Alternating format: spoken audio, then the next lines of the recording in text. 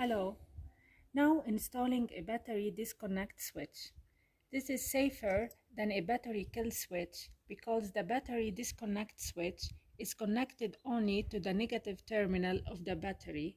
So if it malfunctions while you are driving the vehicle, the electrical and the electronic system of the vehicle will continue taking power from the alternator.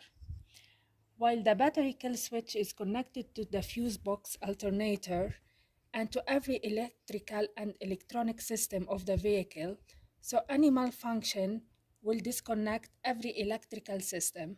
So if you are driving in the dark, the light will go off, the engine will turn off, the brake booster and the power steering will stop working.